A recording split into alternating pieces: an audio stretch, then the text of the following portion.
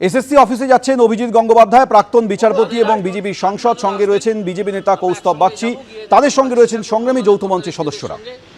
দেখি কি হয়, কথা বলি, কথাটা শুরু করি।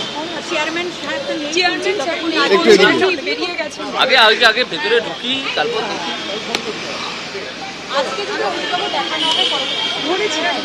একটু এদিকে স্যার, নিশ্চয়ই ওকে ওকে।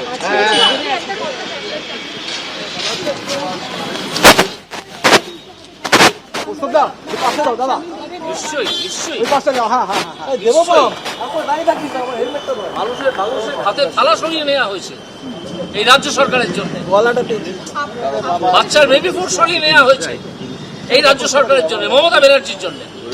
তাকে বলেছিলাম আপনি রাজনীতির ঊর্ধ্বে উঠে একটু কাজ করুন, তিনি করতে পারেননি।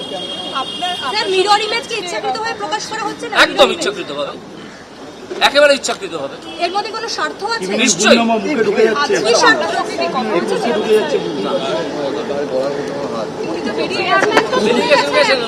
কমিশন অফিসার তো আছে, অন্য অফিসাররা তো আছে। চেয়ারম্যানের কাছে তারা পৌঁছে দেবেন আমরা কি বলতে চাইছি।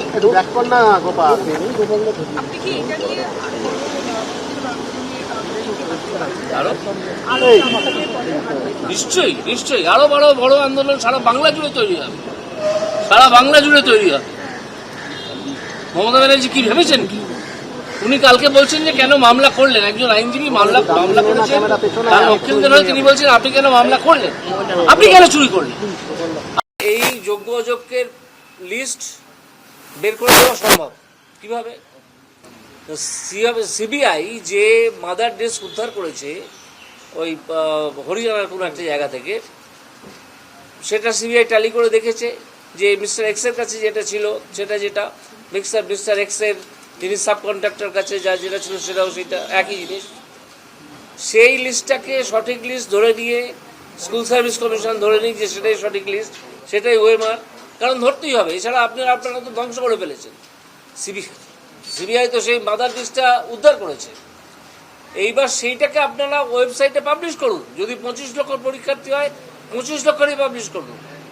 তারপর আপনারা লোকজন নিয়ে বসুন, তারপর যদি আপনারা কমিটি করতে রাজি থাকেন আপনারা নিয়ে বসুন কমিটি মেম্বারদের, সেখান থেকে ছানবিন করে যোগ্য এবং অযোগ্য আলাদা করা হোক, করে এইবার একটা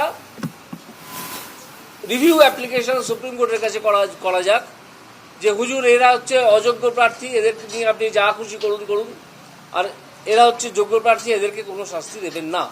গিয়ে আমরা চাইবো যে আপনারা ওটা বার করুন, কেন করবেন না? আপনাদের কাছে তো সিবিআই এর দেওয়া এটা আছে, মাদার ডিস্কটা আছে, সেখান থেকে সেটা আপনি আপলোড করুন। এটা করতে দিচ্ছেন না মমতা ব্যানার্জি।